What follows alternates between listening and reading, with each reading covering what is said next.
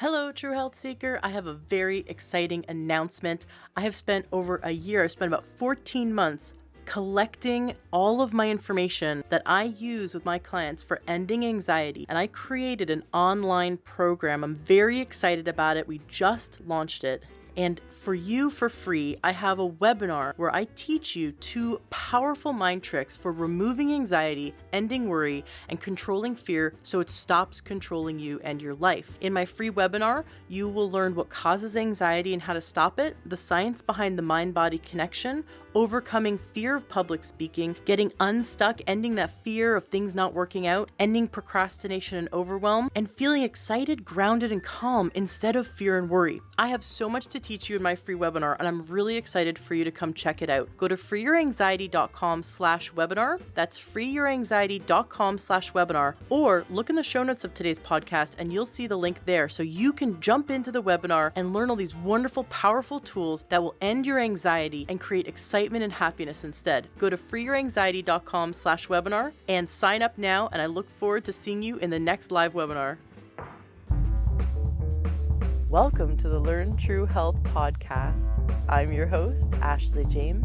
This is episode 223. Well, today is going to be a very interesting interview. We have with us Ned Wolf, who's a holistic health practitioner since 1987. So we have with us a very experienced healer in our midst. He is also a wonderful author, and he teaches classes on dowsing and vibrational healing, counseling, meditation, and Reiki. So we have a lot of wonderful things to talk about, Ned. Welcome to the show. Thank you, Ashley.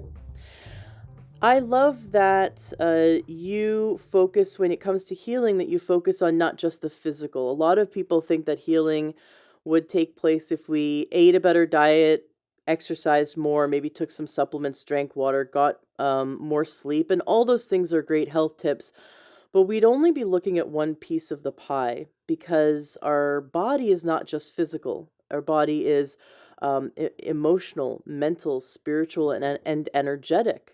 We've even had other guests on the show that scientifically proven that there's energy in the body. When you go to the hospital, they hook you up to machines to read the energy that's coming out of your body. Your heart emits energy, your brain emits energy, and at the hospital there are all kinds of machines that could read that energy. So to negate the idea that we have an energetic body would be ignoring a big part of our healing. And I know that's what one of the things you're here to talk about today. I'd love for you to start by sharing your story. What led you to become this healer and author and this expert that you are today? Well, it's an interesting story. Up until my mid-30s, was working as a journalist and a writer in the corporate world. And it's a funny story. One day I was receiving an award for a program I'd written, and standing on stage holding this award, this plaque. And one of my friends from the audience stood up and said, "Well, Ned, now that you've won this award, what are you going to do with the rest of your life?" And I didn't hesitate. I just spontaneously blurted out, "If I have to do this the rest of my life, I'm going to go out and shoot myself." Oh my gosh. And I said this in front of an audience of 300 people, and I'm aghast at what just came out of my mouth as I'm standing on the stage. I'm thinking, oh my God, could there be a bigger faux pas? And within 6 months, I had left the corporate world, had gone back to school studying holistic health, and I realized that my subconscious, if you will, that spirit sense, was blurting it out very publicly so I wouldn't miss the message that I could not devote my talents to supporting organizations, when in my heart, the greater dream, the greater ideal was to support individuals. And I think that's a big part of my work, is to have people realize that we are more than what the world often views us to be. Individuals in the corporate world are looked upon as being cogs in a wheel. And yet, in the real world in which we all exist, the individual is the most powerful collection of energy and the most powerful manipulator of energy of any organization that exists.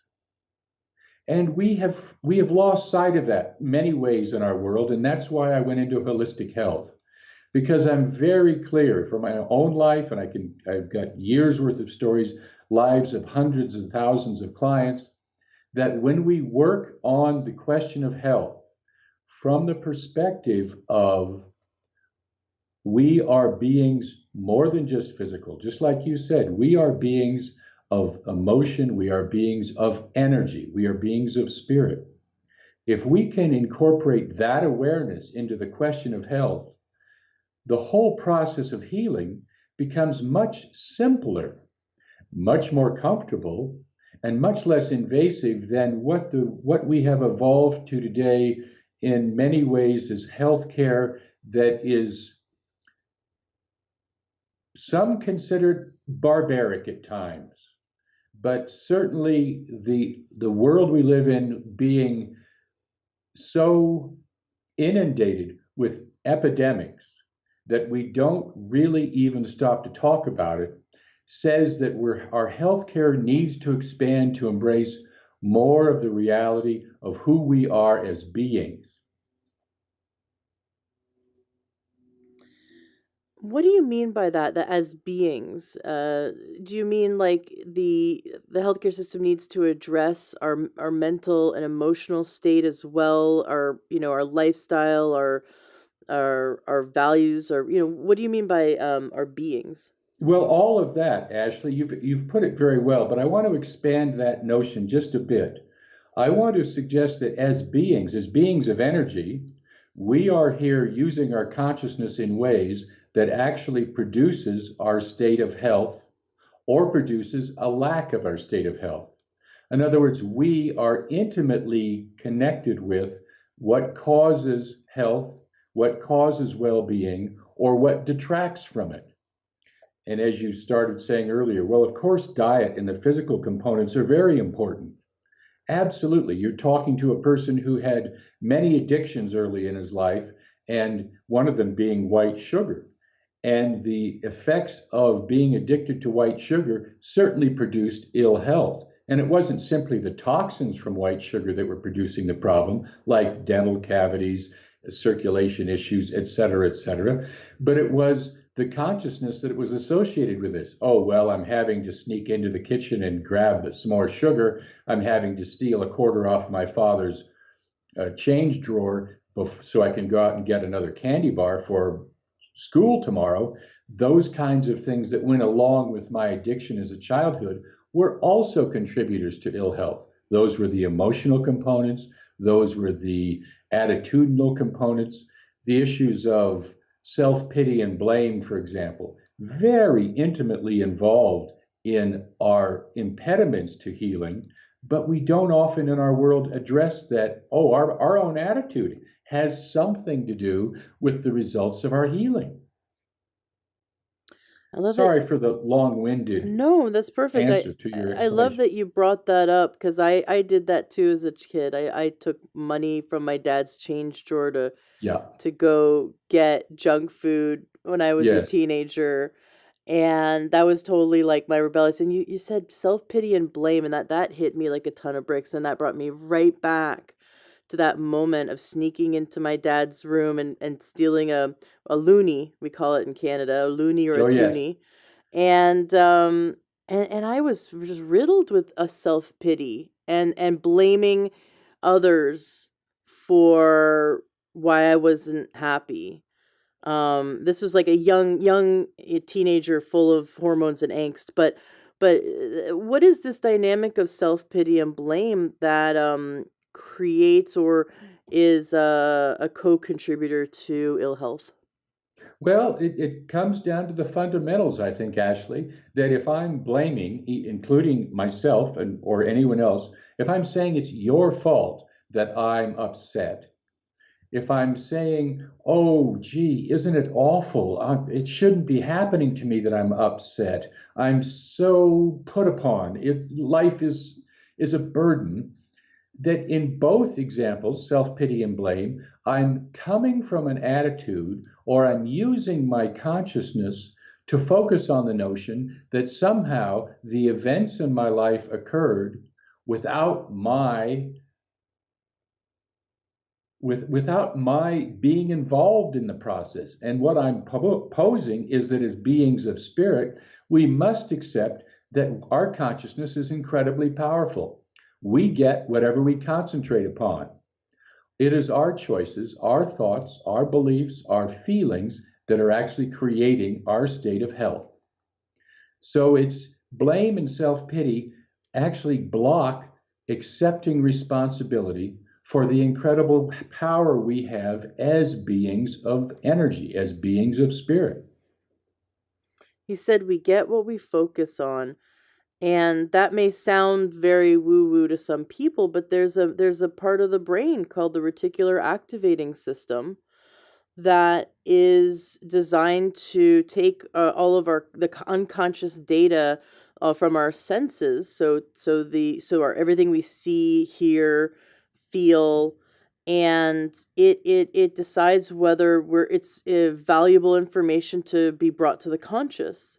And part of the reticular activating system is if we're focusing on, let's say that we're unloved, the reticular activating system might negate, delete, distort, and generalize uh, any evidence that we are loved, because it's the filter from all of our raw sense, all the data coming from our raw senses, and that's the part of the brain that then filters it and brings it to our conscious awareness. So when you say we get what we focus on, we literally do.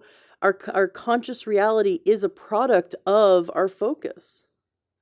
And I would even go so far as to extend it one more generation. It is as beings, we have to assume as beings of energy, we are not time and space phenomenon. We are a phenomenon of eternity, of many dimensions where time and space are not the constricting factors in experience. Here, our perceptions are very much defined by time and space. But that's only a part of what we're actually taking in, what we're perceiving. There is that being of energy that's perceiving using what you might call our energy senses or our inner senses. And we are perceiving the self in many dimensions. To make one simple analogy, we're perceiving ourselves in the dream time dimension at the same time we're perceiving ourselves in time and space.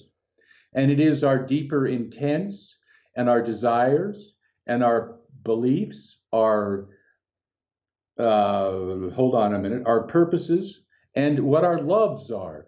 Those are the things that actually shape what we perceive in the physical realm. And our perceptions go beyond that.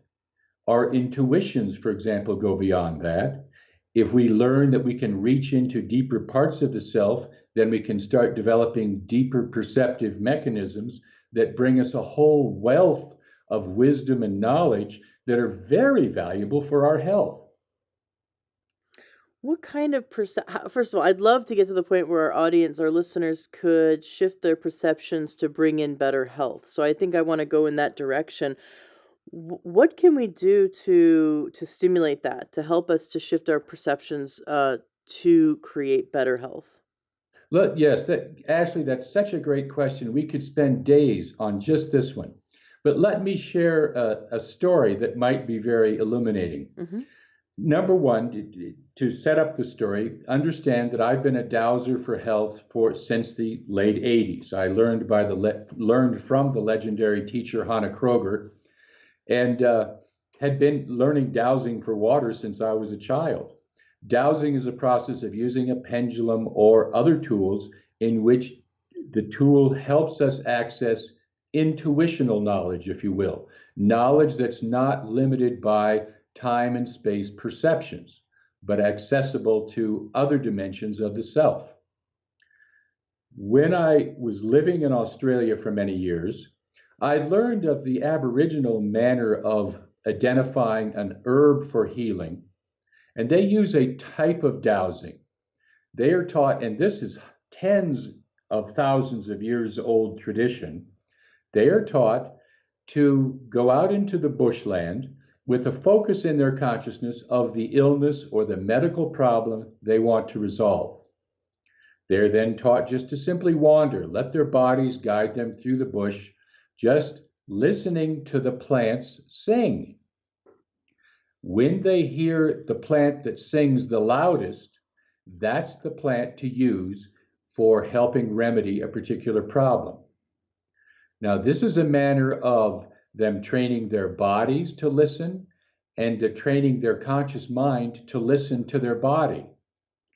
These are simple, intuitive skills that we actually, all of us have, but by virtue of how we're trained and how we think, our world doesn't tend to nurture that. Oh, your body will tell you what's really going on. Your body will tell you what foods are valuable to eat and help you heal.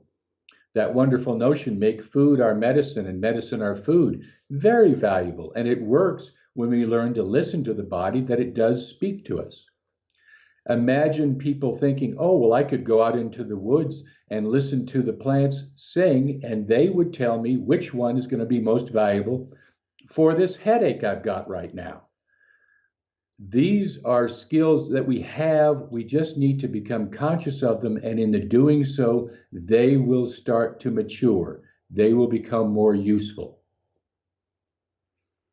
Fascinating. Now, tell us a bit more about dowsing.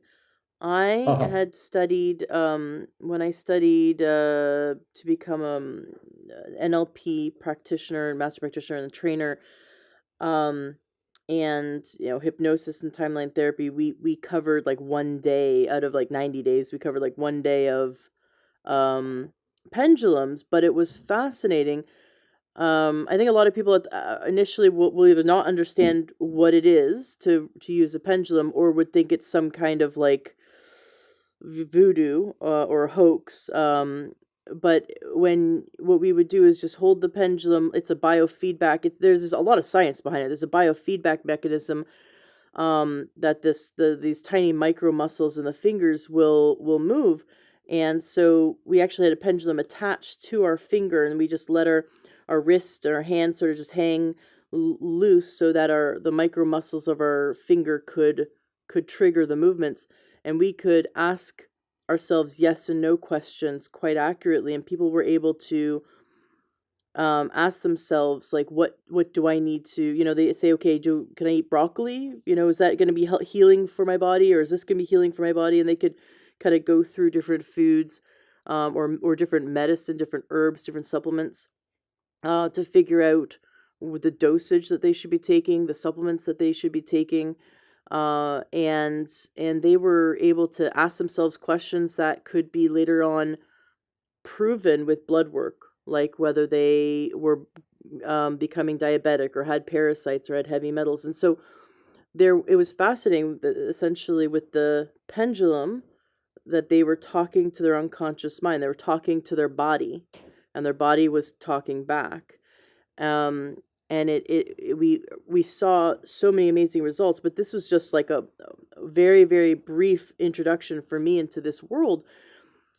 How do you use dowsing when it comes to helping people heal? Right. You've asked two great questions, Ashley, and I'm going to give you the first one, the little bit more about what dowsing is. Your explanation, by the way, is very, very informative and useful. I hope that all the listeners can play that back. Ultimately, dowsing is a tool that acknowledges, hey, I have access to inner sources of knowledge. You can call that intuition, and that's actually, I think, a very good name for it. Now, in our world, we often get caught up in the battle that, well, if it's not my intellect working, that I should challenge it because my intuition isn't as smart as my intellect. The intellect and the intuition seem to be at odds with one another. And that's the difficulty because, in fact, as beings of energy, as beings of spirit, the intuition and the intellect were meant to work married to each other in close partnership. And when we can work the intellect and the intuition as partners, then both types of perception benefit. Dowsing is a tool to strengthen that intuition intellect melding, if you will, marriage, so that they work in partnership rather than adversarially. That the intuition, of course, you can't come to me and say, well, that was intuitional information, Ned, so prove it, because that's in the domain of intellect, where the scientific method says if you try a test of theory and you get a response that validates the theory, then you've got proof that your theory has accuracy. That has great applications in many ways in our world, but it doesn't penetrate that veil beyond time and space, that part of the self that exists in many dimensions and has access to knowledge from all of those dimensions, like learning to talk with our bodies. You had mentioned the unconscious mind. I would like to pose a little different perspective to that idea and suggest what we're not really talking about is an unconscious mind. We're talking about a wealth of knowledge within the self that the consciousness has not learned and been trained to travel into to access information. Learning to talk to the body. We have lots of scientific evidence that every cell has an intelligence. Every cell can access the intelligence of every other cell. So this dynamic of a physical presence is actually an incredibly diverse and capable organism that is not limited in how it can, not only how it can access information, but it's not limited in the information it can access. That's a whole new way of thinking. And boy, if we brought that notion into our education system, the notion of intelligence would change dramatically.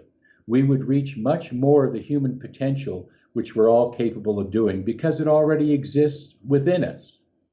That reminds me of the holographic universe. Was that a book you ever read? Yes, I'm certainly familiar with it. I found it kind of just like beyond fascinating. It took my brain to a whole new level. This idea that we don't store information only in the brain, right? We've sort of been brought up to think that, you know, you could cut open your head and I could poke one part of your brain and I could make you relive your third birthday. But that's not the case. It's actually, they discovered that epileptics have a different wiring, and they but the majority of people, our memories are stored holographically through the body, through the entire nervous system, and that there have been cases of people who were born without a brain. They have, or most of their brain's not there, but they function as regular people, and they only find on their autopsy that they had mostly fluid in their head. And these are scientific cases. I'm not just like quoting something weird, which it was just mind blowing. But this idea that through the body and all the neural networks and every single nerve cell could store information and memories holographically. It's like you said, it's what I mean by holographically, it's like layers and layers and layers upon layers of information, um, that is almost like a three-dimensional program within all nerve cells in the body. And then when you Yes. talk about all the cells have the ability to access information from other cells, it reminded me of that book. I think everyone should read books like that, and like Biology of Belief by Bruce Lipton, those kind of books that help us to expand our mind and expand what's possible. We really need to recognize that we have a limiting belief system that we've adopted, that we've taken on, because we went through an education system that said this is how it is, this is how the body works, this is how life works, just deal with it. And Yes. that is a very limiting box. I remember in massage therapy college, the I went to the Canadian College of Massage and Hydrotherapy in Toronto, and my anatomy teacher, I still remember his name, Dr. Lubisha. He, fascinating guy, was from the Czechoslovakia, and he said to all the massage therapy students, once you are, and he was a neurosurgeon in back in his home country, and he said, once you no longer have or no longer have cartilage, once you start to have arthritis, the body will not create more cartilage. You're gone. You're bone on bone. That's it. You can't You can't go back from that. Once you start to have arthritis, you can't heal that. It's not, cartilage never grows back. The cartilage you were, he was basically trying to tell us the cartilage you were born with, or the cartilage you have once you're, out of adolescence, is the only cartilage you'll ever have your whole life, and it doesn't reproduce. And I sat there in the class thinking, that is the most ridiculous thing I've ever heard. This notion that a 20-year-old, the cartilage they have when they're 20 is the exact same cells that they have when they're 70. And once the cartilage is worn out, sort of like once the enamel in your teeth is gone, it's gone. Once the teeth have been worn down, that's it. Same with all of your joints. And he was trying to tell people that glucosamine and chondroitin, don't work, and the body is not going to regrow cartilage. And I just thought, this is ridiculous. And this is a neurosurgeon who's teaching in a college.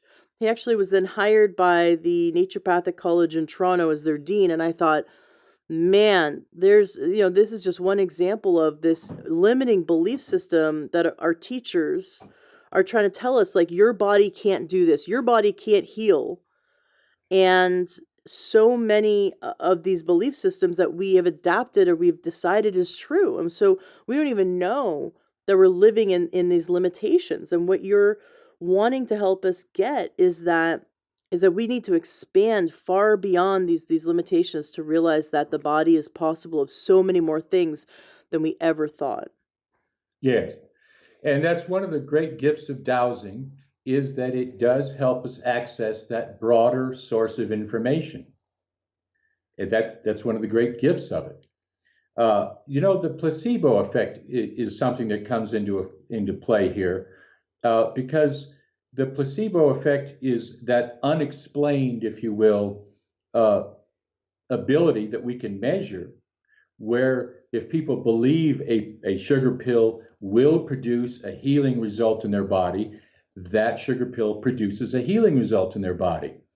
And our current medical standards for drugs ask that the drugs that we're introducing beat the results of the placebo effect, which is something over 50% of everyone tested who's given a placebo finds the placebos effective. Interesting, too, that in studies where people have had brain injuries and they have lost that part of the brain that deals with creating expectation, that part of the brain that looks into the future and decides on an outcome that would be desirable, expectation. People who have lost that part of the brain where the expectations occur also do not respond at all to the placebo effect. Now, this is, to me, one of the most profound pieces of evidence for the power of our consciousness, that there is an inner awareness of how we relate to the physical realm that actually does substantiate the fact how we use consciousness produces the results we get in time and space. We each are responsible for our own well-being, physical, emotional, mental, spiritual. We're each responsible for that. To view the individual as that kind of powerful is an amazing departure from what most education is, which is often dismissive if they don't get the results they want. And education teaches people to believe this is not possible. Education often leaves people closed-minded as opposed to open-minded. And so I think one of the great gifts of holistic health is to help clients, help people who are dealing with illness realize that they can open their minds and in the process experience greater well-being.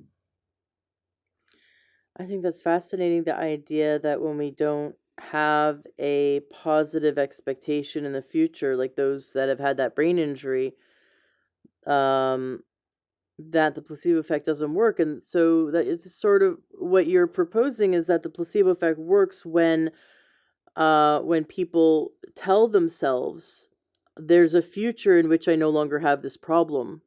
And the And sugar, yes. yeah, and so we don't even have to take a sugar pill if we just started doing that. Have you do you have any stories to share of success around helping people to start visualizing creating a strong and compelling future in which they no longer have that problem, and they've actually then seen physical results? Well, yes, and there's one of the realms in which I like to operate is helping clients, number one, realize that it's how they use their consciousness that's producing either their state of health or their state of lack of it.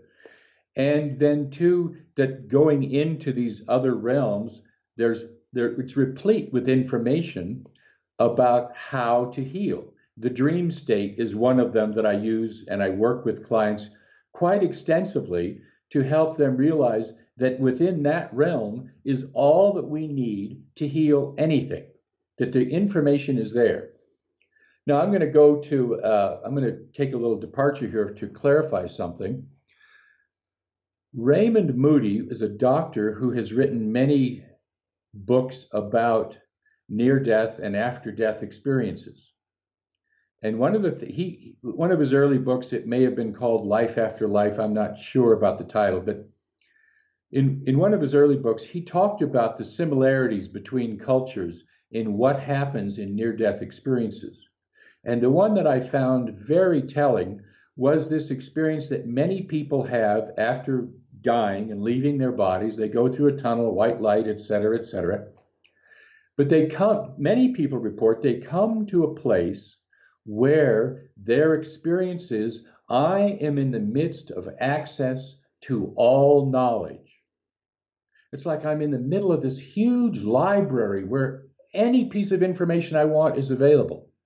Now, these people do not say, "Oh, I knew everything." That's not the experience. The experience is, "Ah, what a delight. I am in a place where I have access to all knowledge." Now, the interesting thing is that many people hold that kind of mythology, if you will, that after death, we will get to a place in heaven and whatever, where all our questions will be answered. We'll have access to all knowledge. And the one thing about this story that I think is very useful to consider is that we do not need to die in order to get to this place. We need to accept it exists and we can visit it. And if we give ourselves a suggestion upon falling asleep, oh, I'm going to go to a place in my dreams where I get an answer to the cause of these reoccurring headaches. It very often happens for people that that's in fact what comes back. And they wake up and they say, oh, well, I had this dream where I was walking in a field and there was this lovely purple flower that was following me on my path. That everywhere I went, I encountered this purple flower. And I don't know what it is. I got a sense of the smell of it, but I'm going to go investigate and see what possibly could that purple flower be. And it turns out that the flower happens to be a particular strain of feverfew or lavender that, in fact, is often used when people have headaches as a tea, and it clears up the source of headaches. Okay, works for me. Why not? And of course, in that story, you can see how every part of the reality is working to support the individual's well-being. That's the universe we live in, and yet most of us have been trained to believe that it's a hostile adversarial universe and we have to overcome it to survive, as opposed to let it embrace us and experience the great beauty of life. Is your story anecdotal, or is this something that actually happened to one of your clients? Oh, it's that kind of story happens to many clients. I'm giving you a very simple example that has happened with clients, but that kind of thing is very available. And sometimes people need to work with their own attitudes to discover how they're blocking their own dreams. I know for myself that going into the further work with Dreamtime, I realized that I had a fundamental fear that I was going to encounter horrible parts of myself in the dream state, and I didn't want to meet them. And it went back to childhood where I had a few nightmares and they were scary. And it was like being faced with a monster and deciding I'm never going to go look there again. But this is an interesting thing. I'm going to, again, diverge a little from where you were headed with your question, Ashley. But in South America, the indigenous tribes, many tribes, teach children that when you encounter a monster in your dream, there's a very specific way to deal with the monster. And that way of dealing with the monster is it's okay to run away, but don't run away so far that you can't watch the monster. Keep your eye on the monster, get safe, and then watch for the moment the monster shows you his teeth. And the instant the monster shows you his teeth, you show the monster your teeth. So already the child is getting an experience of, oh, I can relate to this creature and I have some power. I have some choices here. Show the monster your teeth, because the minute the monster sees your teeth, then the monster must answer any question you have honestly. This is what these children are taught. And they repeat the story until the child actually can do it in their dreams. Of course, there's only one question we all have for any monster in our lives, and that is, are you here for my greater good? That's the only thing we all want to know about the monster. Are you here for my greater good? If the answer is no, well, then you can say to the monster, because the monster's seen your teeth, you can say to the monster, then be gone. I dismiss you now. You're no longer welcome, and the monster must leave. But if the monster is there for your greater good, then the children are taught to then say to the monster, well, give me the gift or the insight or the wisdom, the awareness that you're here to give me, and the monster will bestow some information upon the child. It might have to do with their own healing or the healing of somebody in the community. But the child is then taught that once you get the message from the monster, thank the monster, and then come out of your dream and give your family, tell the people in your community what the monster said to you, because it will be a gift for someone, for all of us in the community. In this way, children are taught how to stand and face their fears rather than run from it and believe it's an adversary. Fears are actually very useful messengers. And as people hear this story and start taking this idea into their dream time, they often encounter the fears that they have that have actually produced the imbalances in their own health. This is fascinating. Is there a name of this tribe, or is it just a specific region? How can we learn more Yeah, about that's a this? great question. I don't have any answers for that, Ashley. I'm sorry. It's a story that I read many years ago and have actually told it to countless numbers of clients, and am amazed at the results they create in their own lives out of considering the possibility. I love it. I remember when I first wanted to do hypnosis, I was so afraid. I was early 20s, and I was so afraid of going under hypnosis because I was so afraid that I would come across a dark part of myself that was scary, just like you said. Yes. And and I told this to the practitioner, and they said they started to explain that hypnosis is a natural state, that we're in trance all throughout the day. You know, it's a natural part of our sort of how the brain cycles through different waves, um, and that the unconscious mind is here for our highest good, and there's not like this scary, evil part of you that's going to come out. But that was a belief. That was a belief I genuinely had, and so I experienced hypnosis, and it was amazing. It was so I becoming closer to myself. I felt that because I experienced hypnosis, I became closer to myself, and I found out there was no deep, dark, scary corner of my conscious or unconscious mind. There was no, monster waiting to scare me. But I think a lot of people are afraid when they open that part of themselves. They're afraid of what they'll find. Why is that? Why is it that some people are afraid of what they'll find when they start to go down the rabbit hole of personal growth? Well, you hit upon one of my favorite subjects and one that I work with clients quite extensively. And that is that if we are beings of energy, if we are beings beyond time and space, then the notion that we have multiple lifetimes, or what is often called reincarnation, that notion does not seem to be so far-fetched. Now we have lots of studies and many stories of children talking about earlier lifetimes and being able to validate what they come up with. So I don't think it's really a question of whether or not we have multiple lifetimes.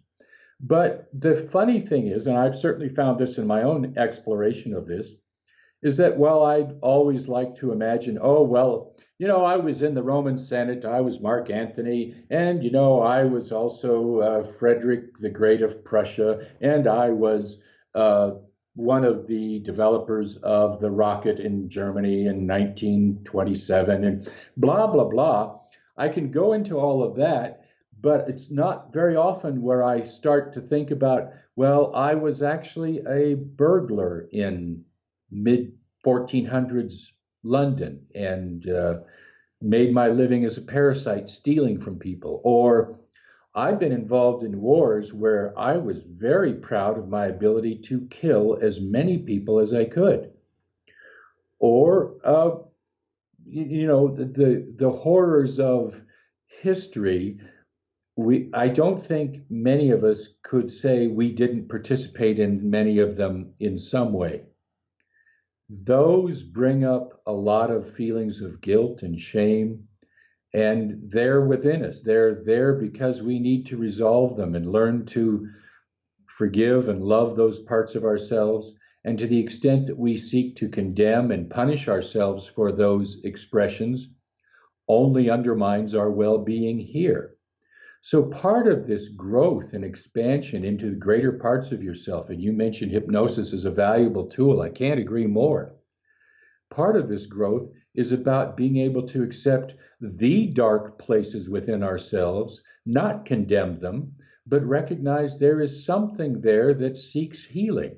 Mm. And when I've explored those places where the bad Ned resides and really asked, well, what is it that you want, you horrible creature? What every part of the bad Ned wants is to find an opportunity to express the love that he believes he's not capable of expressing.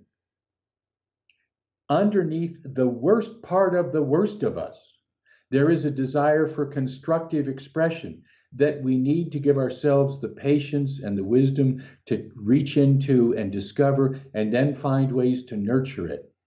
Because the bad shadow self does not want to be locked into a closet. That's not going to be the answer. Oh, just hide that part of myself from myself. No, I need to bring it to the party in a way where it can constructively contribute. And that means opening my mind, opening my consciousness to getting past this self judgmental, self punishing thing. Oh, but if I were a mass murderer, I'd be a horrible person. But I think most of us have spent many lifetimes killing other people. So that part of us that seeks that healing, that supposed the dark part of us that we're afraid to face, really is the part of us that really wants the opportunity to express love and find healing and find forgiveness. It is a suppressed part of us, yes.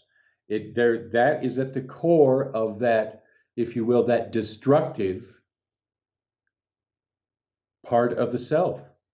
It's a very simple formula when you think about it. Hate always causes destruction. And the parts of ourselves that we are hating are the parts of ourselves that are producing destruction in an attempt to release that hate so that we get in touch with and come to trust that real desire to love, which has been suppressed and lies beneath it. Now, Dr. Hammer proved that there's an emotional connection.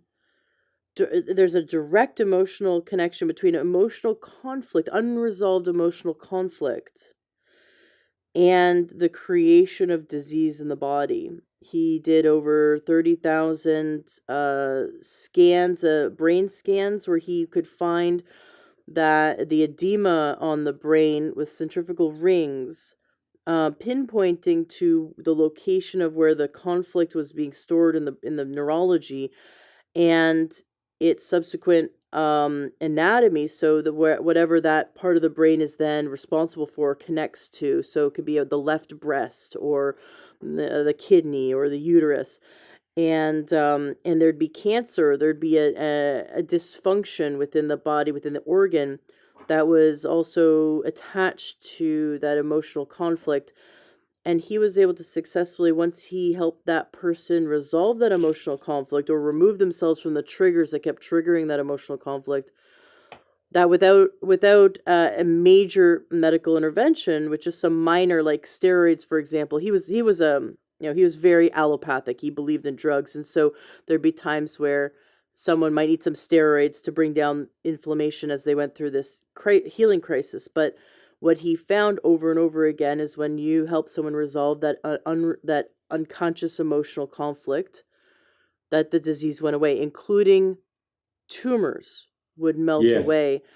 yes, And it's now called meta medicine. It's, it can be studied by healthcare practitioners and also by lay people. I studied it extensively many years ago, and unfortunately Dr. Hammer recently passed away. Otherwise I would have tried to get him on the show. um this takes a lot for a lot of people to wrap their brains around. It's kind of like it just seems so far-fetched for so many people, and yet think about it. Our brain, our body, our emotional body, mental body, spiritual body, physical body, our whole everything is intertwined, right? So why is it so hard for people to see that an emotional conflict could manifest in a physical disease? yes. And I think that one of the things that you're saying so well, Ashley, is that we are growing, that there's more and more conscious awareness that our bodies are connected to all the different systems and dimensions of the self. It's a wonderful thing to be considering. One of the practices that I do quite frequently with clients with my dowsing is a practice called radionics, which is similar to homeopathy in that it's based on the notion that likes attract likes, as opposed to the often scientifically held notion about electromagnetic energy that opposites attract. And in this field of radionics, it's a study of how particular frequencies will affect imbalances. Let's call them emotional congestions, unresolved emotional conflicts. I have no argument with that. I totally agree that that's the source of much of our imbalance. The practice of radionics can identify, and again using dowsing, can identify locations in the body where there may be an emotional conflict, unresolved conflict existing, and also specific frequencies that will help that particular organ or location in the body release that unresolved conflict. I have used this for many years with many clients, myself included, and find in great results.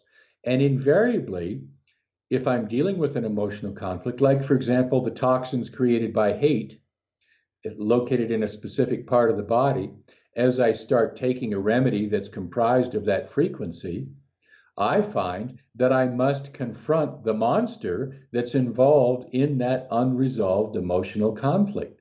I can't just expect the frequency to deal with it. The frequency will help me address my consciousness so that I can use it constructively in relating to the conflict so it's no longer producing an imbalance, but it's actually contributing to health.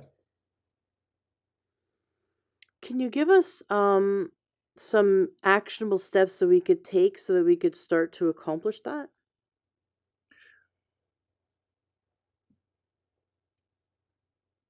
I'm now trying to filter through the dozens of different answers I've got here. but but yes, I certainly can. I think that every holistic health practitioner can can attend to the basic issue of, is my client loving themselves, especially that part of themselves that is in ill health? Is that client recognizing the power of their consciousness and recognizing, oh, if I'm saying with my consciousness that someone's to blame or that I should engage in self pity here, then the chances of healing are much more remote, because Hmm. how we use our consciousness, or we get whatever we concentrate upon, if I'm concentrating upon self pity or blame, I'm going to be blocking the healing. Mm-hmm. Sometimes a health practitioner, I think, really needs to be talking to a client and saying, is it possible you would rather have this ill health than exuberant good health? And many people will look at me and after some thinking say, you know, I'm getting more out of blaming my partner for this problem than I would ever get out of not having the problem. In other words, people often will create ill health because they're trying to manipulate in a relationship, because they're trying to deal with an unpleasant job that they don't know how to get unhooked from. I had one woman say to me, no, I don't want to live for hundreds of years because I don't want to be around my husband that long. Mm. Now, I can appreciate not wanting to be around your husband that long, but I think there are other answers other than, well, I create ill health as a way to solve the problem. But many times this is what we do, unknowingly, that forgetting we're beings of such power, that our consciousness is so powerful that if we focus on, oh, well, the way out of not dealing with the test at school today is just to get sick, that, that in fact we're using our power counterproductively. And that's what we need to learn. How do I misuse my power? And not from a place of it's a bad lesson to be learning, or there's something flawed with me because this is where I am. It's about recognizing that as we grow, and we're all here doing that, we often create imbalances in the body that help us learn to adjust and rethink how we're going to use our consciousness. Can I stop misusing my consciousness and realize I can use it for a constructive purpose? I think that's one of the great lessons we have all gathered to be together here on this planet to learn. And it doesn't mean we're flawed because this is what we're working on. It means, isn't this a magnificent thing that we've all gotten together here on this planet and having a party about, hey, how can we use our consciousness constructively? And our health is often a reflection of how we're not addressing the lesson in front of us. So you have observed that secondary gain, which is what you described, where someone is holding on to, on an unconscious level, holding on to an illness because it provides them with a gain. So secondary gain would be like they trying to get out of a job that they hate, and so they're holding on to an illness or a marriage they hate. They would rather be sick in some way than that have to be with their partner. Um, and of course, there's a way out of that internal conflict. But what you're suggesting is that secondary gain, or a lot of people will choose secondary gain because it's the only time their partner pays attention to them or gives them love is when they're sick. And we've also seen this in children, where when a child realizes, parents who are very absent from their life, all of a sudden they start getting attention and love when they're sick. Um, will on an unconscious level be creating them. I'm not saying that the child maliciously is doing it or that we consciously or maliciously going, I'm going to fake being sick. It's more of it on an unconscious level. We made an unconscious decision that it's in our best interest to be sick because we're getting a gain out of it. And so we have to discover that unconscious belief system and shift it because we know it is not for our greater good to hold on to sickness, but it is one aspect of healing to take responsibility and look, maybe I created this reality in which I have cancer. Maybe I created this reality, or maybe I'm holding on to this reality in which I have diabetes or I have, whatever the illness is. I have personally healed myself from multiple illnesses, and during my health journey, I had to take the hard look in the mirror and go, am I the creator of my reality? Am I responsible for my health and well-being? And all my choices, both unconscious and conscious, have led me to where I am today. And so, because no one else made me eat the way I ate, or made me think the way I thought, or made me feel the way I feel, I did this. Not from a point of feeling self-pity and blame anymore.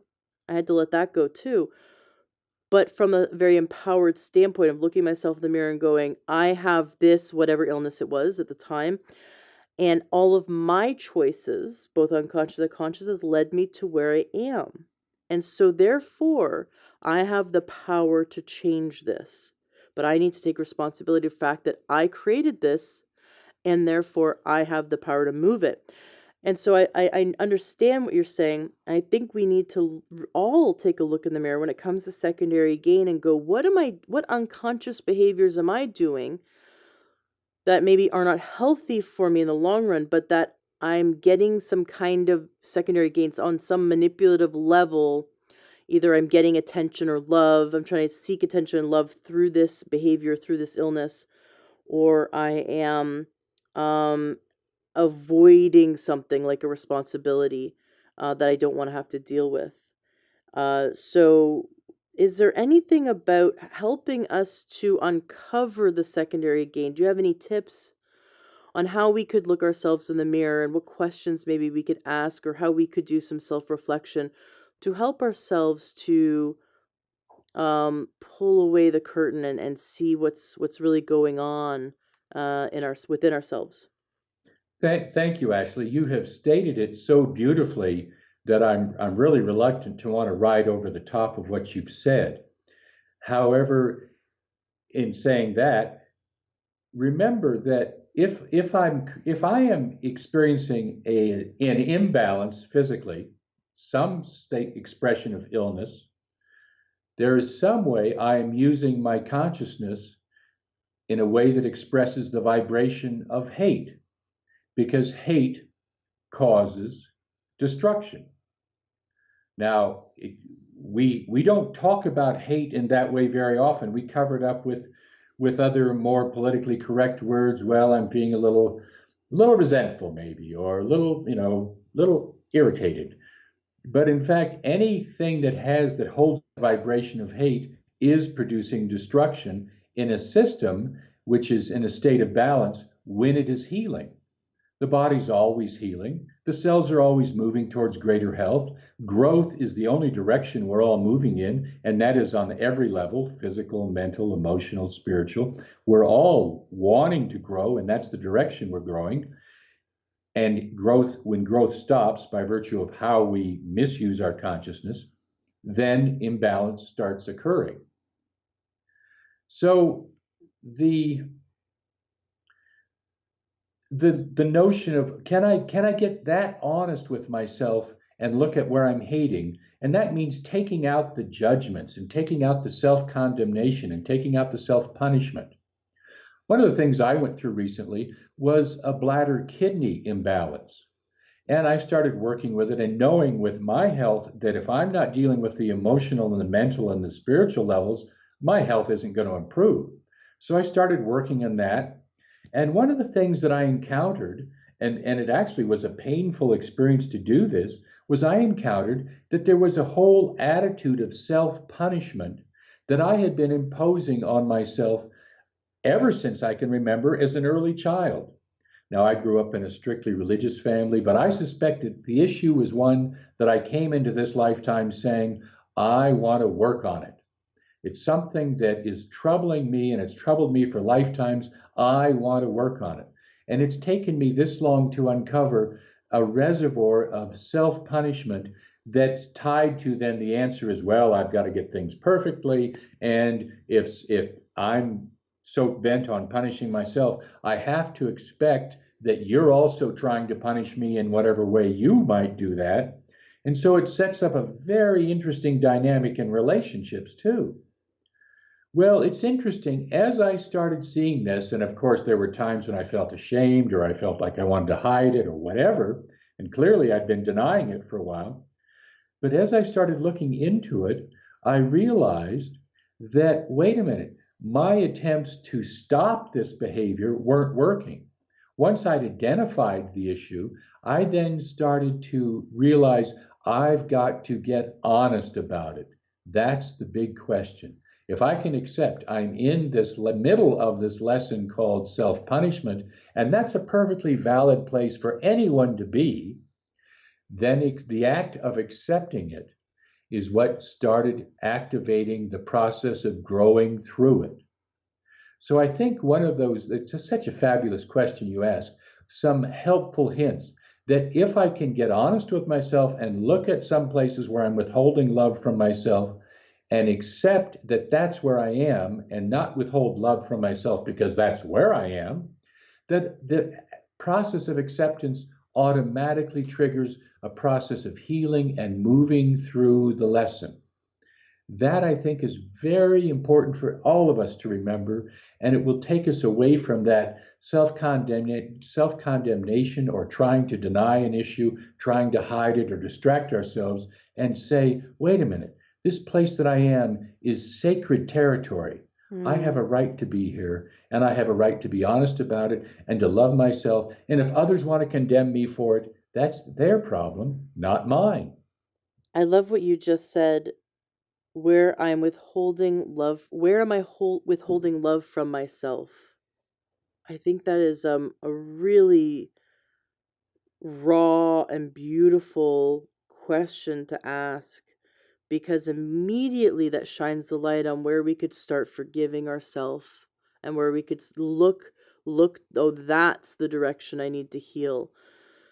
I also like that you brought up hate, because in the energy and the vibration of hate, and the focus of hate perpetuating illness, as it's a destructive force. I'm thinking about those who have cancer, hate that cancer, hate it with Yes, a passion. The day my mom passed away, it was early in the morning, and we all drove home from the hospital just numb after having held my mom's hand as she died. And it was early in the morning, and my dad was just getting into bed alone, and I was saying goodnight to him and going into my bed alone, and he said, they're cremating her body right now, and in the least that cancer will finally be dead. At least it'll be finally be burned. And it was like, at least we'll get that SOB that killed your mom. It'll get burned out. And just the hate. And I just remember hating cancer so much for taking my mother's life. And I'm just thinking about that destructive force that those who have cancer, who are fighting it, it's like they're using the wrong emotions, instead of using those emotions to heal. Those emotions that they're using are negating healing. yes. Yeah, they intrude upon the healing. Yeah, that's very well put. The interesting thing about cancers, and I love talking about cancers with people because we don't realize, doctors aren't telling us this, and I think they need to, that we've all healed cancer 3 or 4 times already. It's already been done. Mm. Mm-hmm. The body's perfectly capable of it. And oftentimes we think, oh, I've got this 2 week flu thing going on. Well, it's actually the body healing cancer. The body heals every cancer. The body has the ability, the design to heal anything we can come up with. The body has the power to heal it. So if it's not healing, somehow we're using our consciousness to impede, to intrude upon the natural process of healing. And if we can recognize, where am I doing that? Am I withholding love? Am I focusing on hate? Am I focusing on blame, self pity? And for many of us, and I know this is true for me, I've got a great story. If we've got a minute, I'll tell you the Absolutely. story. Please. I grew up in a big family out in the country in Colorado, and I was out working outside. I was one of two brothers to six sisters, and I was the second eldest in this clan. So I had, responsibilities and taking care of, and often tried to avoid that by dealing with chores outdoors. I was working outside around the house, and I fell into a window well and bruised the muscle in my thigh, and so I was limping around. And I was going through the house limping around, and I told my mother what had happened, and she said, "Well, take it easy, and don't push yourself." And as I was walking around, I heard one of my sisters say in a very plaintive voice, "What happened to Ned?"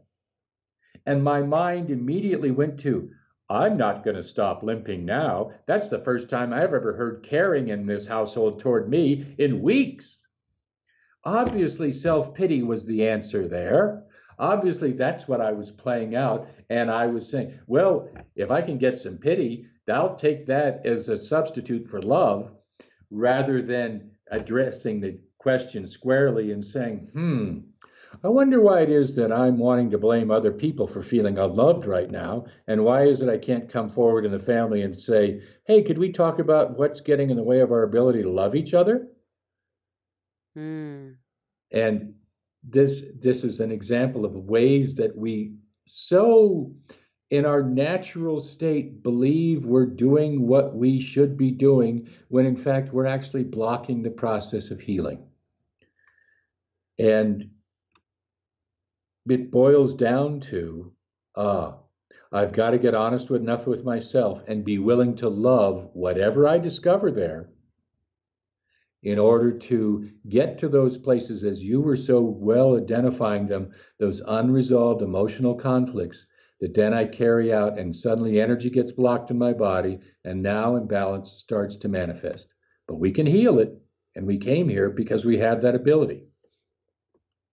There's a belief system that we manifest things first in the energetic realm before they become physical. That we sort of our consciousness will create something on an energetic level, and then it starts to come down into the emotional level, then the mental level, and then finally in the physical realm. And you could use an example of creating a baby, or or creating a business.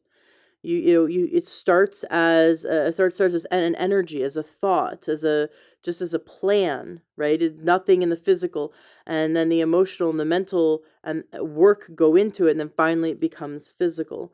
Yes. um we also, so we see this in the good in the world, and we also see this in disease, that and naturopaths will say this. I have lots of naturopaths on the show, and they've all said this: listen to the symptoms of the body, because the symptoms of the body will speak to you in whispers years before anything would show up on a blood test. Like before, they say that it takes 8 years for a tumor to even become the size of a tumor that would show up on a scan.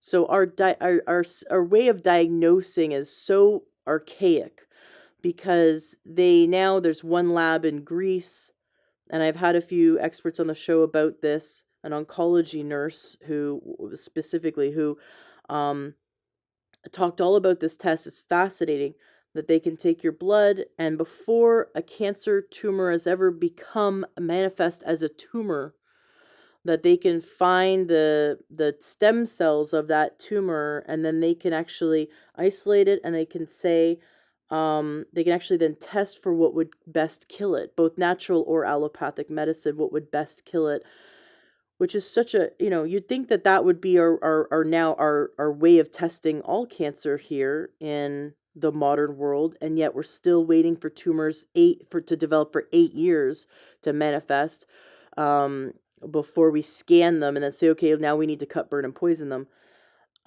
So there's a way of listening to symptoms of the body when it's still an energetic problem or conflict, where it's maybe, okay, maybe it's a bit deeper, maybe it's gotten its roots into an emotional conflict or a mental conflict, but it hasn't manifest physically, cannot be picked up on any scans. That's why you go to an MD and they say, oh no, your blood sugar's fine, you don't have diabetes, and yet you can tell something's off. You feel as though something's off.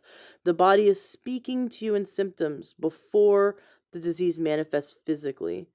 And that's why naturopaths say, listen to the symptoms of your body. And the naturopaths, when you go and see a naturopath, they want to sit with you for 45 minutes to 90 minutes. They want to sit with you and pick through your life. And they want to know about your emotional health and your well-being. And they want to know about how you think and how you feel and the symptoms you're having, because they're listening for all of those connections to see if they can help you hear the symptoms of your body, so that you can hopefully catch it before it manifests in the physical realm. Can you give any advice around this? So, as we're listening to the symptoms of the body and it's not yet in the physical, what advice can you give us so that we can confront and resolve and heal on the energetic or the emotional or the mental or the spiritual level before it gets too late, before it manifests physically? And just because it manifests physically doesn't mean it's too late, but it's like now it's got its roots in us right now when it's physical, and we could have addressed it on 4 different levels before it hit us physically. There are a couple things. One, I'll just refer back to the conversation we were having about dowsing and the fact that it is a natural state where our consciousness connects with the consciousness of the cells in the body and communication can occur. If we can allow that possibility to exist, then we can start using those channels and listen when the body speaks to us. And it'll speak to us through our days as we go through our activities. It'll speak to us through our dreams. It'll speak to us in many ways. And in fact, in any way you want, if you will be open to, this body wants to communicate with my consciousness and give me information that nurtures my health. Now, there's another point you make that I do want to address, and it is this business of, well, the way to deal with a pathogenic condition is to kill it.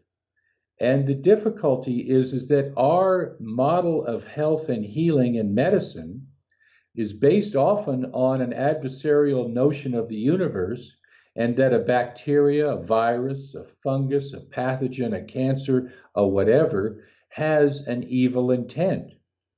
But that I don't believe is reality.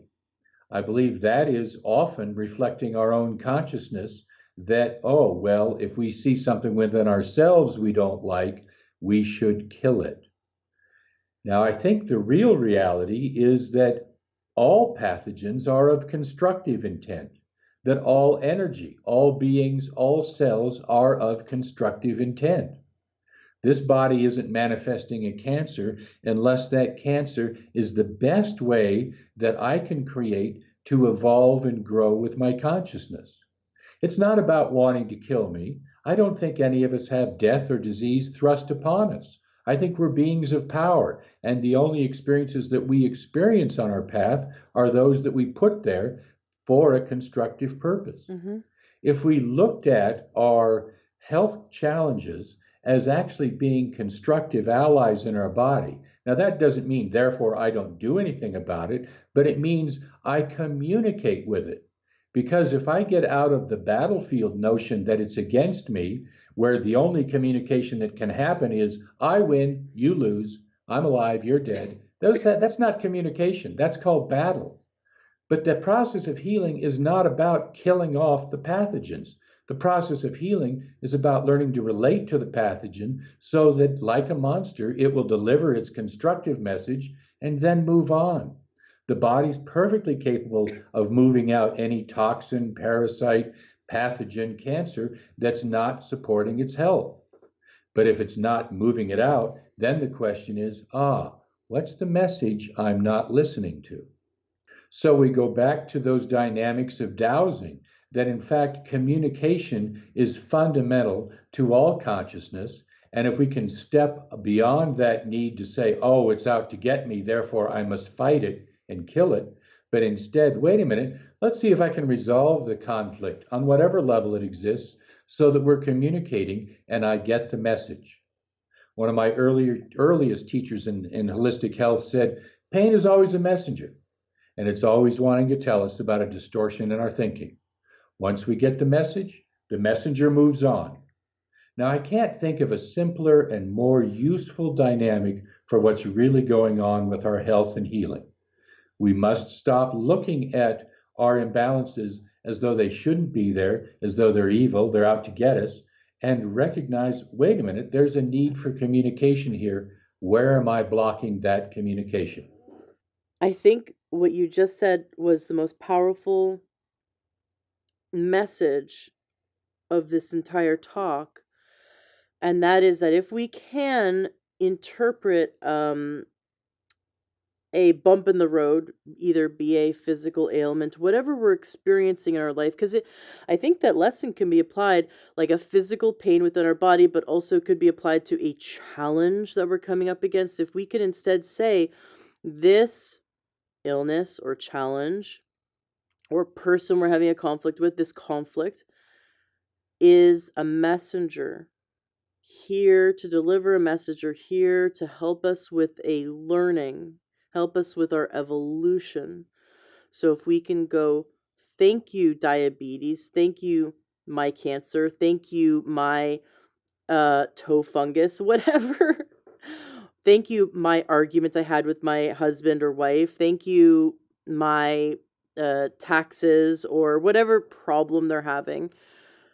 I'm going to let's dive in here and figure out what message there is for me, figure out what learning there is for me, because this conflict is here for me to grow. I was just speaking with a woman who is putting on, she wants me to be in her summit. She's putting on a pain summit, and how like how we can heal pain through holistic medicine. And she shared with me, she said, I really believe that conflict has a purpose, um, because when we go through conflict, we learn.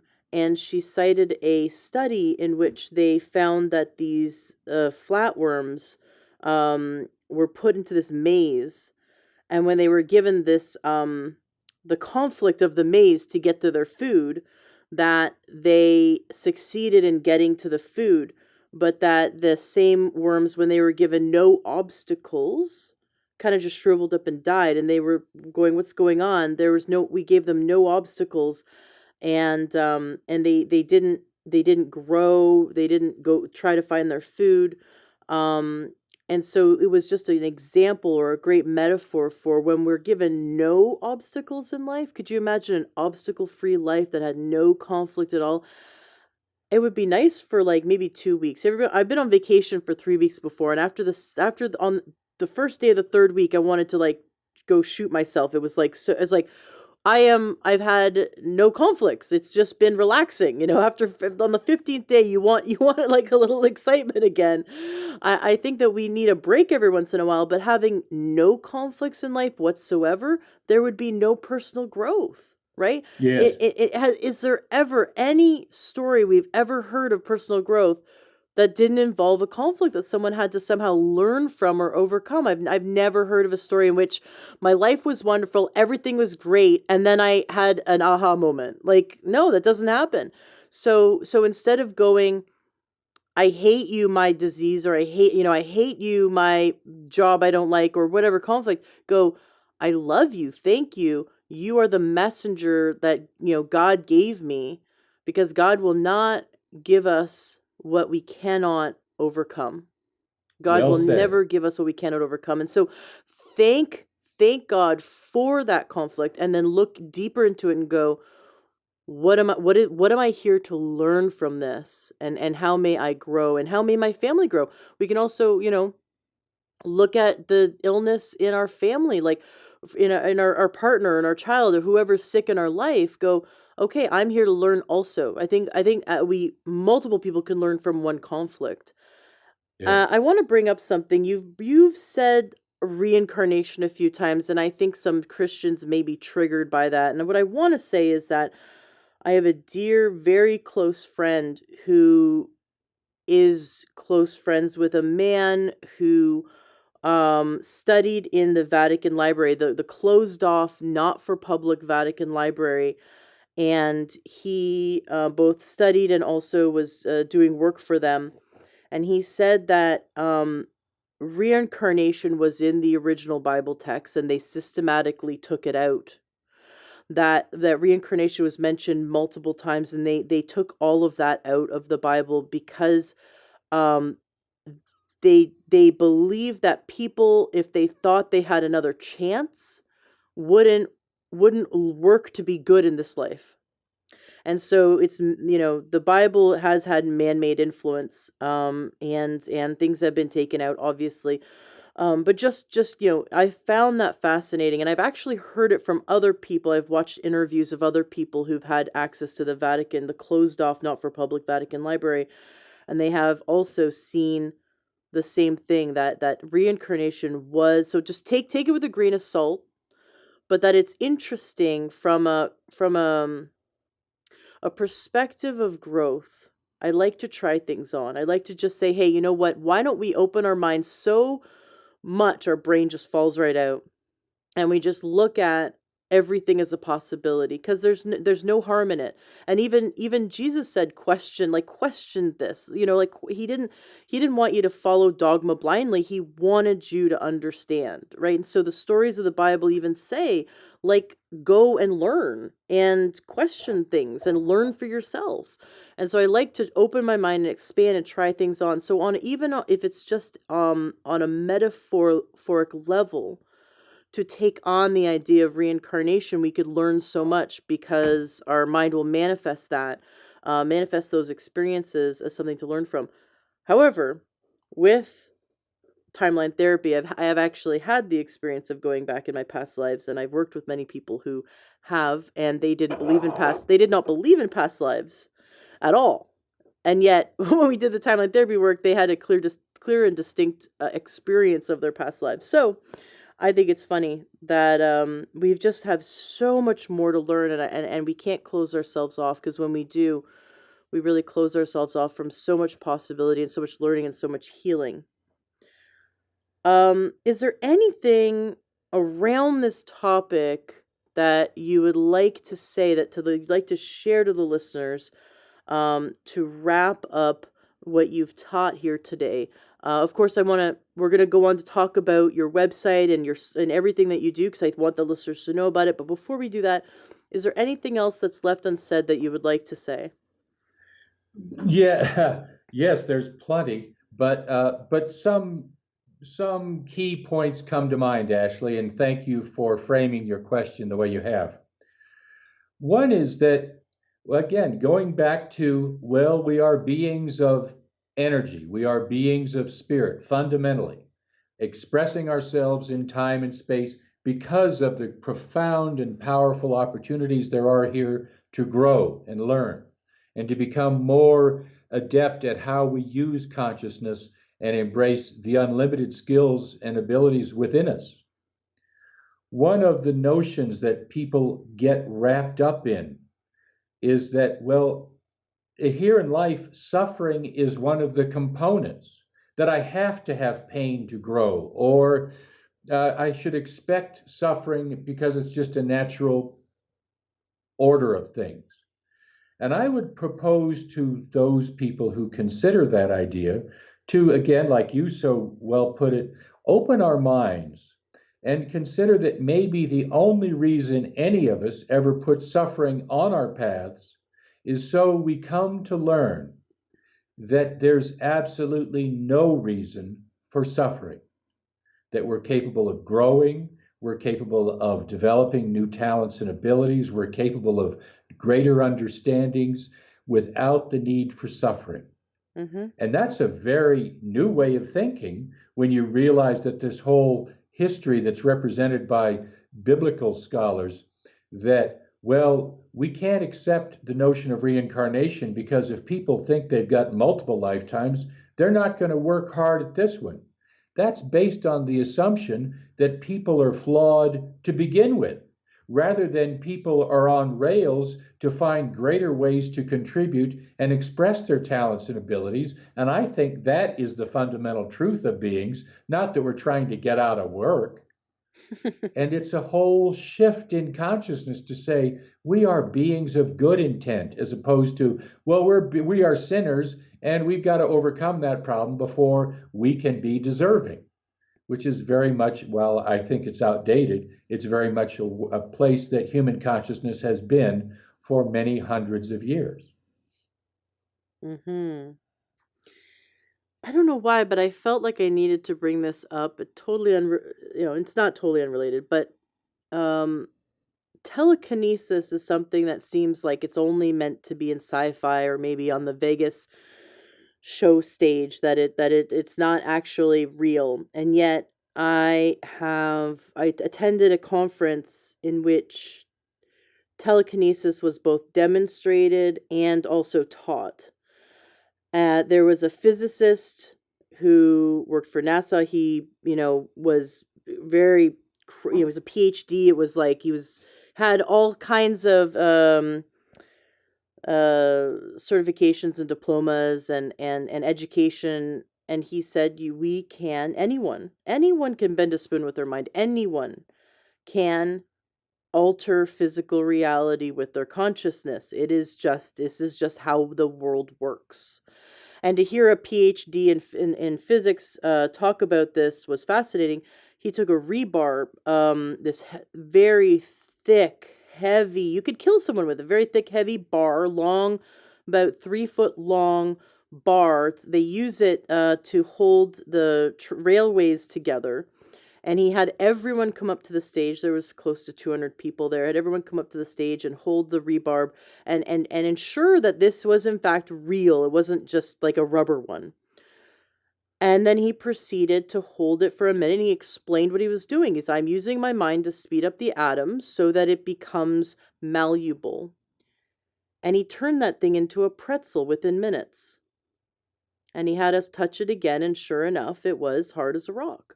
It was a solid iron. It was clearly not fake. He handed out spoons and forks that you could buy probably at the dollar store. So they weren't, they weren't super thick, but again, we were bending them with our minds. And I was standing beside my friend Kim Redman, who's lives just north of Toronto, and she's a master trainer of NLP. And I was distracted. I was trying to bend my spoon with my mind, right? But I was so distracted by other people, I ended up not bending my spoon. I was watching her hold a fork, and she was holding the end of the fork, and just in one hand, just looking at it and doing the technique this guy taught us. And I watched with my own eyes as every single finger, every single prong on the fork bent and twisted and curled without anyone touching it. She did it with her mind. And I watched dozens of people do it. And this was a few years ago, but this man would go every year to this conference and teach it. And so he was just, this is what he did. And after that experience, you cannot close that box. You cannot go back to this idea that we are separate individual beings living in a physical meat sack, and that's it. And there's Yeah. nothing else to this universe. There's nothing else to this Yeah. world. Once you've bent a spoon with your mind or seen your friend within feet of you do it, and you've seen an elder, I mean, he might have passed on by now because he was retired and well into his 70s, and this was, I guess, probably about almost 10 years ago now since I had seen it. So maybe he's still alive, but he would just, he probably couldn't, he didn't have very much muscle is what I'm saying. He could not have done this with physical strength. And he said he didn't do it with physical strength. He just very easily, once he used his mind to make the iron rebarb malleable, he just bent it. Yep. And so I wanted to bring this up because I feel that if people have this experience that your mind is so powerful and is constantly shaping, and I think we're like 4-year-olds running around with machine guns, not realizing that our mind is that powerful. It's sort of, we're kind of walking around with weapons of mass destruction, not knowing that we have such power, and we're just shooting our gun off anywhere because with our mind we just throw hate over here or throw love over here, and we need to really understand that our mind is that powerful. Yep. Beautifully said. Beautifully said. One of the things that I would certainly recommend is that people learn an energy healing method. The one that I've learned and I so respect is called Reiki, the Asui system of Reiki. But there's also shiatsu. There are many methods that use energy for healing. And I'll tell you, having those tools is like not being able to go back into that box again that you were referring to, having seen telekinesis at work. Mm-hmm. We practice telekinesis with our bodies every day and don't even realize it. It's a beautiful notion that you're sharing. And I think that people learning to have tools that are outside the box, like Reiki, and learning that once people become practitioners with Reiki, they never again need to experience pain because they start applying Reiki energy to their hurts and the pain clears up right away. Well, that's an amazing notion, Mm-hmm. but I've seen it work for decades for people. So the power to heal resides within us. And these kinds of things you're talking about, like telekinesis or firewalking, is one that I'm experienced with. And I led 60 or 70 firewalks while I lived in the Northwest. And on one occasion, a woman who'd walked safely across the fire 3 or 4 times, she came back, called me on Wednesday, and said, "Well, I went to work and I told everybody about this successful firewalks, and they all scoffawed and said, oh, well, it was because the grass was wet or you were hypnotized. It really didn't work." And by Wednesday, I had grazed blisters on my feet. No blisters Sunday, Monday, or Tuesday, but by Wednesday, I'd created blisters on my feet. Oh my Well, no, gosh. that's as powerful an expression of the power of consciousness as safely walking a fire or bending a fork with your mind. Of course, we can raise blisters on our feet. And I started making the joke, one of these days, I'm going to start having classes where I teach people to walk on a carpet and raise blisters on their feet. And it's a goofy idea, but it's the same point. Mm-hmm. That's And it's such funny. she yeah, yes, it was such a lovely thing to hear her story. And she was delighted at it, by the way, because of course she knew it was her own consciousness creating the problem. Mm-hmm. Yeah. In the advanced hypnosis trainings I did, we did to basically pass our master practitioner of hypnosis, we had to perform a technique that would have them go into a deep state of trance, get them to go catatonic, and then make their body become stiff as a board and lie them in between two chairs so that their head was on resting on one chair and their ankles were on the other chair and their body was completely stiff as a board, and you could stand on them. We didn't we had you saw pictures of this, but because we didn't want like a lawsuit, we're like, you know what, let's not stand on our students as they're in hypnosis, but you could stand on them, you could push on their body, you could sit on them. We tried before we went into hypnosis, we tried to do this like planking in between two chairs, like consciously, like without the assistance of the unconscious mind. And it was very hard to do. Like only a few people in the class who were very physically fit could hold their body consciously for any length of time between two chairs. But most of us who weren't, that fit, really we'd sag right away, or we were straining really heavily. But once in hypnosis, we could stay there for 15 minutes in Yes. in a planked position. And then what we did, which was just so much fun, is we awoke them from the head up, but we allowed their body to stay in trance and in that state of like planking, right? Yeah. And we awoke their body from just for or we worked their basically their head from the neck up, and we told them to like look around and have an experience of their body being this strong.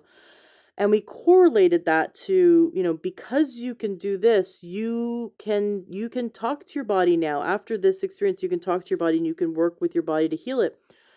And I remember coming out of that experience and feeling like it just sort of, I did a little body scan and I felt like I had some subluxations of the thoracic spine. And for those who don't know what that is, it's like I felt like my thoracic spine was just a little bit out of whack, out of alignment. Kind of like where the bra strap is. You want to kind of just move and crack, crack the vertebrae. Just have the crack means it's a sound that's made when the nitrogen bubbles release from the joints in the back. And I stood there and I talked to my unconscious mind. I said, unconscious mind, please st- um, squeeze the micro muscles around the vertebrae to bring the back into alignment. And I said that to myself. And all of a sudden, it was the creepiest feeling. I felt like someone took their finger and started moving it up my spine, and I got chills. And I heard crack, crack, crack, crack, crack, crack, crack, crack, crack. Love it. And my That's body, gorgeous. I told my body to do that, and my body just did it. And Yeah. that's the kind of connection that we can foster. Our mind can create a very strong relationship with the body, with the unconscious mind, the logic center, where we're living, in the conscious mind, can start talking to the unconscious mind and ask it to do these kinds of work, to do this kind of healing. And it takes fostering that relationship. And everything you've talked about today is helping us to foster that relationship between the conscious mind, the unconscious mind, the body, the heart, the soul. So I think it's beautiful work that you do. Let's talk about your website. I'm sure those who have found today's talk interesting would love to follow you and possibly take some of your classes.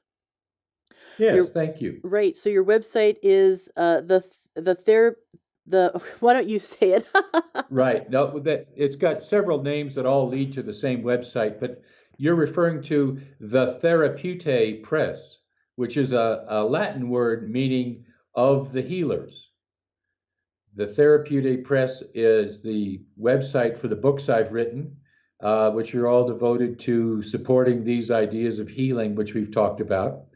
The most recent is the Nandia trilogy. So you can access the website also with www.thenandiatrilogy, Nandia, the Nandia trilogy, and you'll come across a just released series of 3 books that are stories of an extraordinary group of healers who set out into the future to deal with fatal epidemics, to deal with unresolved conflicts, deal with addictions, hauntings, kidnappings, conflicts, and bringing their powers to heal and mediate in a way where there is peaceful resolution as opposed to adversarial resolution.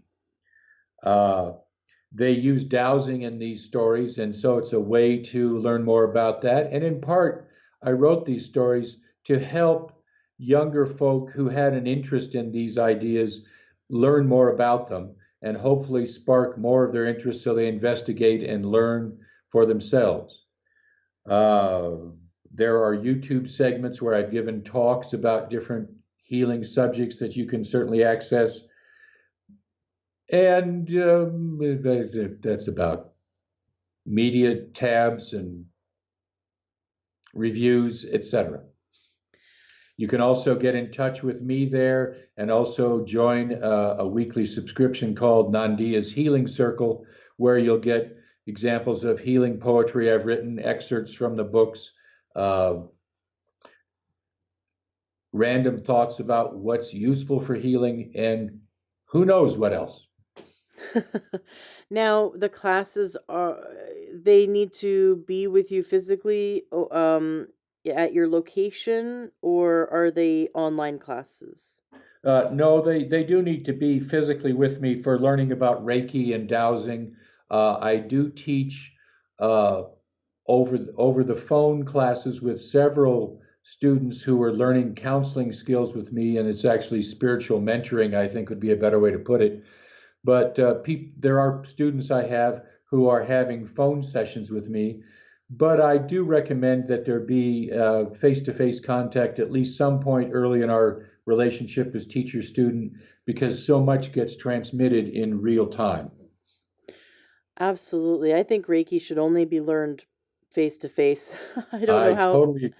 Yeah, I don't know Totally how agree. people the Udemy has some Reiki classes taught over online, and I just, how are you don't get attunement, like, I Yeah, mean, I don't know, maybe there's a realm in which we could send attunement long distance, but Reiki level one's got to be in person. I just maybe absolutely. that's my limiting belief, but I think I don't know, I haven't tried it long distance, teaching someone long distance, but um absolutely, it's just so much fun in person. Now you mentioned spiritual mentoring. What does that look like, and who would best be best for your spiritual mentoring? Is that more for a holistic health practitioner to learn that from you, or is this for someone who wants mentoring? Are they learning the skill from you, or are they being mentored by you, or both?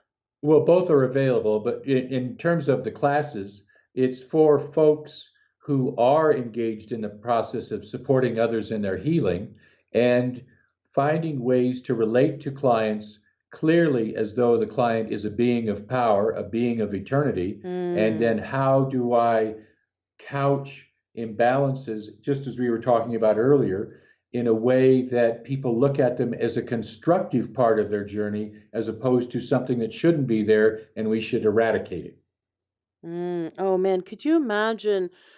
Just imagine if your every single doctor you saw, and your dentist, your pediatrician, your, eye doctor, your massage therapist, your Reiki master, your acupuncturist, every health practitioner you went to, your MD, saw you as this powerful being of light who creates their reality, and addressed you as such, put, honored you and Yes. respected you, and saw you as someone who is powerful in creating their world, and related to you in that way. I Could you imagine? I mean, it would be a different world.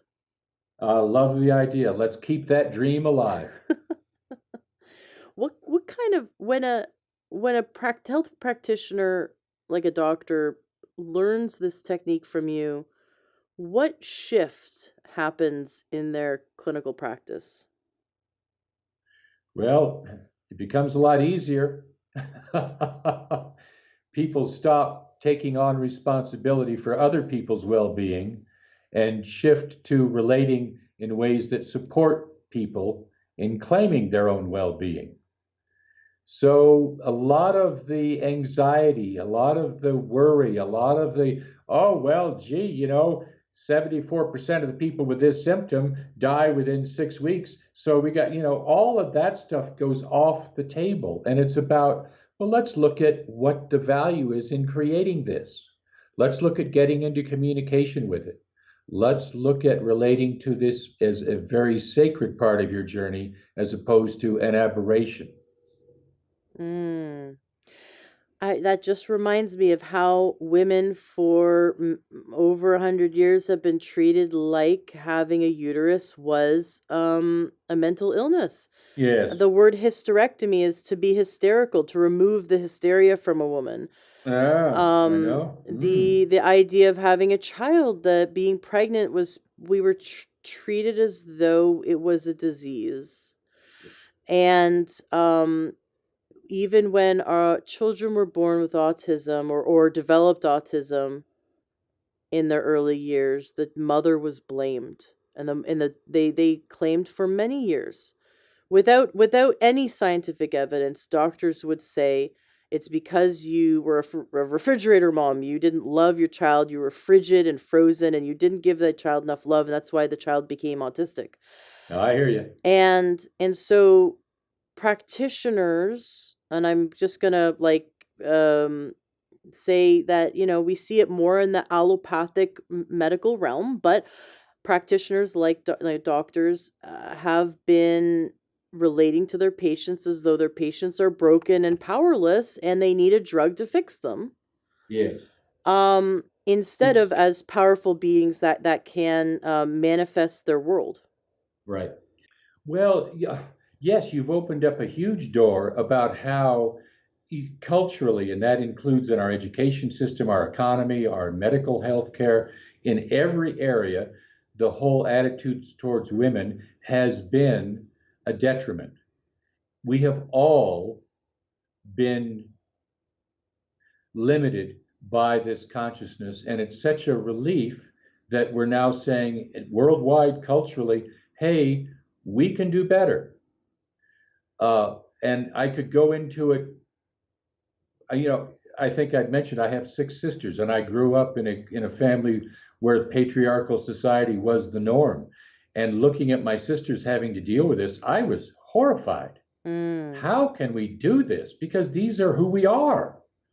Well, there's so much to say about it, and I'm thrilled to be living in a world where we as a culture are now saying it. So with that, I will not go further down that road given the constraints of the time at the moment. Absolutely. You could come back on the show and we could talk about that another time. That Thank would be you great. so much, Ned Wolf, for coming on the show. The links to everything that Ned Wolf does is going to be in the show notes of today's podcast at learntruehealth.com. Ned, would love to have you back. This has been, my mind is so open, my brain fell out. So, um, it's just wonderful to have these kinds of expanding conversations. I think we can all benefit from discovering the boundaries of our belief systems and expanding them. Thank you so much, Ned. Thank you, Ashley, and it's been a pleasure being with you. And I certainly appreciate the depth of your knowledge and the way you were able to bring it all together. It's nicely done. I want to tell you about something I really believe in, which is nutrition. On my show, I get to talk to specialists throughout the entire health universe: chiropractors, herbalists, naturopaths, mental and emotional health coaches, and licensed healthcare providers. Amazing pieces to the puzzle we call health. All of these, of course, are supposing that you're actually eating. We, we eat to get all the raw building blocks our body requires. And that's where the problem starts. There's no more food in our food, right? I think everyone knows about the deficiencies in our soil that our food is grown in. Those deficiencies are passed down to us unless we can supplement. Which brings me to takeyoursupplements.com. These people work with my go-to doctor, my go-to naturopath, for all my supplements. I've used them for 7 years. My family and I love them. They work. And if you'd love to address your nutrient deficiencies and figure out what supplements are right for you, then you definitely want to go to takeyoursupplements.com. You put in your information, and within 24 hours, one of their health coaches contact you, and for free, will talk with you and figure out exactly what supplements are best for you, the highest quality for the lowest price that fit into your budget and address your nutrient needs. They're amazing coaches. I've known them for years. I love them. They're wonderful people. They have a huge heart, and they really want to help you to dial in your supplements and your diet and your lifestyle to achieve your health goals. So go to takeyoursupplements.com and put in your information now. That's takeyoursupplements.com. You will be very happy you did.